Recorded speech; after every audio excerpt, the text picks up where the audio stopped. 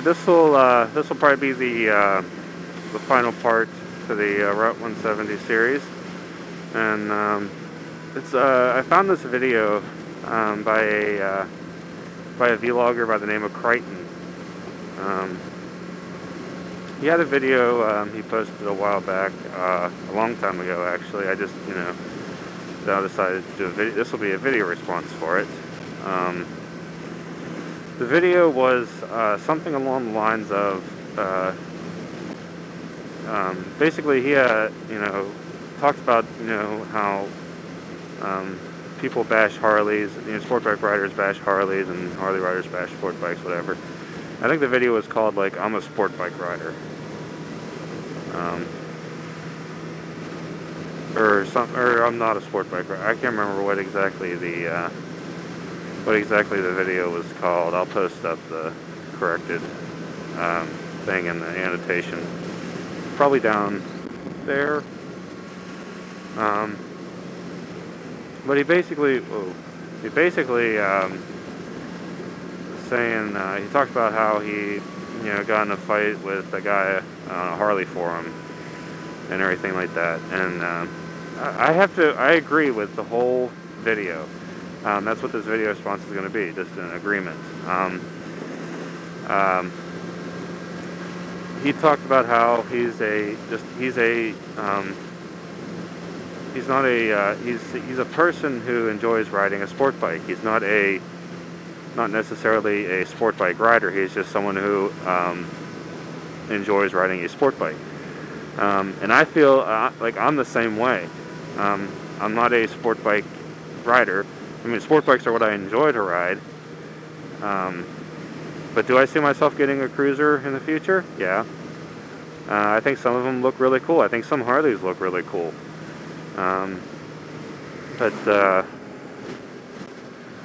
There's so much like discrimination, sport bikes versus Harleys, and I'm one of those guys who I'll joke about it just because I have uncles. All my uncles are, and my dad too, are Harley guys. I'm the only one in my whole family that rides a sport bike at all. So I get a lot of bashing, but it's all it gets kind of annoying sometimes. But I know that it's all just kind of and fun. But there are some guys who just they live and breathe and die Harley, or they live and breathe and die sport bikes. Like that's the only thing people should ride. They talk about how slow Harleys are and things. I could do a whole video, like a whole freaking hour worth of why. I could do it on both sides. I could tell you why Harley riders are assholes, and I can tell you why sport bike riders are assholes. I'm sure I could even find reasons to think that scooter riders are assholes. So just everybody rides their own ride. I believe that you shouldn't knock on somebody for what they ride.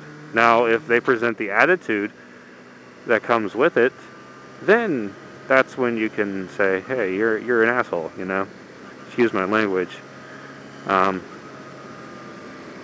But there's so much, and this will probably be a long video because this will be a long video response because I have to put my intake on it because it's something that I live with every day during the summertime. People are saying, oh, you should have got a Harley, or, things, I got what I wanted at the time. Right now, I want to ride this bike. I mean, it's just people, I know a lot of, I've been to the bike nights, at Quaker Steak and Lube and things like that, where, man, it's just you ride in here, I didn't have this bike, I had my GS500, during beginning of last year's, bike night that I went to, and oh my god, it was and then we were we have the bike night at this Quaker Steak and Lube, which is right beside a bike town up in Austintown, Ohio, which is actually a really cool place. You guys should check it out if you're in the area. It's on Thursday nights during the summer. Anywho, now that I got my promotion out of the way, man, we were the first. Me and a couple of my buddies, we were the first ones there. Who actually, my one buddy, he rides an 883 Sportster. So, but I was the only sport bike. It seemed like I was the only sport bike in the whole parking lot. And man, the glare I got. It was just like it was like I was freaking lettuce at a tomato convention or something, you know. Sorry for the bad metaphor, but dang, it was just like I wasn't supposed to be there, you know. There was like 2 other sport bikes there at the time. Then they all started coming in because we got there like really early. But then the sport bikes started rolling in. But man, it was just like, and then, you know, of course you had the guys saying, oh, I would never buy one of them crotch rockets there, and everything. And it was just like the attitude, you know. And they were the guys that, you know, had the leather vests and the smelly armpits and things like that. And it's not discriminating against them. That's just that's what the image people get, you know. And the same for sport bike riders as far as image. I mean, they're the guys who ride around on, you know, the t-shirts and things like that, and want to go really fast, but they can be assholes. I mean, there are a lot of guys who will do with the wheelies and the stoppies and the burnouts right in your face, things like that. So both sides got it. I mean, it don't matter what.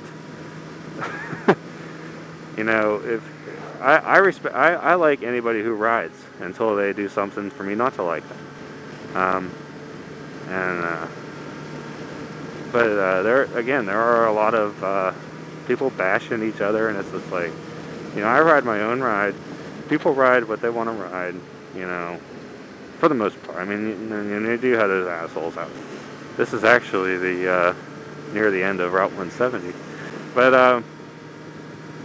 yeah, I have to agree with Kryten on the grounds that you know, that people just leave each other alone. Don't, you know, I mean, you're going to have those people, but, you know, ride what you want to ride. Don't get a bike because someone says, oh, you should get a Harley, you know, because Harleys are American made, which they're not anymore. They're manufactured in America. They're not made in America. If you don't believe me, then take a Harley apart or take all the Japanese parts off of a Harley and see if you can wheel it out of the garage. Yeah, didn't think so. But anywho, that's mostly the big argument that I get from, you know, Harley riders is that, oh, it's American made. No, it's not. And the argument I get from sport bike riders is, oh, why would I want a slow Harley? There's some Harleys that can kick ass on the straights, you know. And I actually test rode one of their XR 1200s. Last year I test rode, and that thing could kick ass in the turns.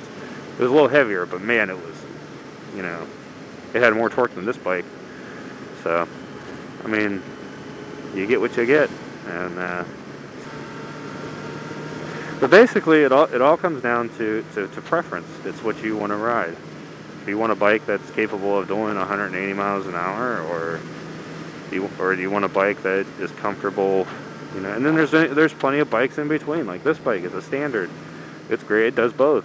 You know, it can kick ass in the twisties, or it's actually really comfortable on a longer ride, 3 hours or so. I've done it. So it's all about preference.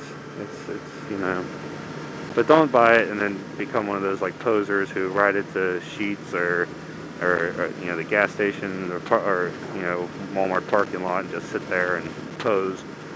You know, ride to ride. You know, everybody has their reasons for riding. I mean, if that's what you want to do, is sit out in the parking lot and pose, you know, go ahead, I guess. But, you know, that's just not me. I want to ride, you know. But, that's pretty much all I have to say. And this is we're in Poland, Ohio.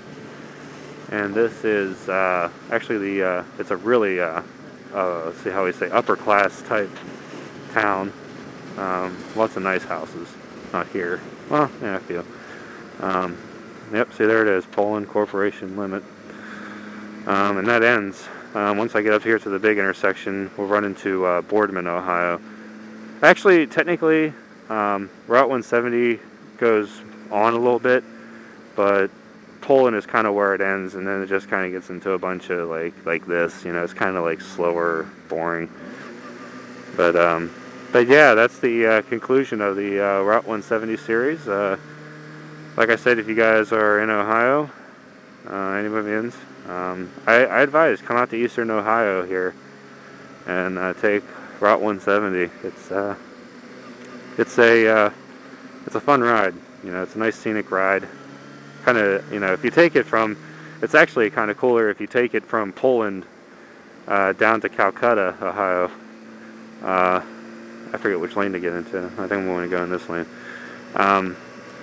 It's actually more, it's not more exciting, it's the same road obviously, but if you take it from like starting here, at this intersection here is where it ends, for me. But if you take it from here and go all the way back the way we came, it's kind of like, you know, it's kind of relaxed at the beginning, you know, and then at the very end, you know, is the twisties. Whereas the way we came, it was like all the twisties and then it was kind of the scenic. So I mean, either way, but it's still an awesome road. So yeah, I advise you guys, anybody who wants a nice twisty road, and there actually is, if you go up, there's actually a lot of nice roads around here too. You know, people bash Ohio for having like flat roads, but if you go over here to the Appalachian Plateau, like where I live, there's a lot of nice roads. So yeah, that's the end of the Route 170 series, and I'll have more videos coming as it starts to get warmer out. But this will pretty much be it for that. So we'll see you guys down the road, and you know, please you know, comment on the videos. Tell, you know, give me suggestions and topics. I mean, give me, you know, advice. You know, them guys that have vlogged before, or anybody who, you know, wants to listen. I don't have many subscribers yet, which means, for one, my videos aren't getting out there, which, you know, subscribers, I don't really rate that as, you know, I just, you know, people who like my videos can watch them, but, and two, my videos aren't that exciting. I'm just getting into it, so, but yeah, if you guys have topics or comments or suggestions, please send a comment or a personal message or things like that, and I'll definitely get back to them. You know, so yeah, that's pretty much it. Since I'm not even on Route 170 anymore, we'll see you guys down the road.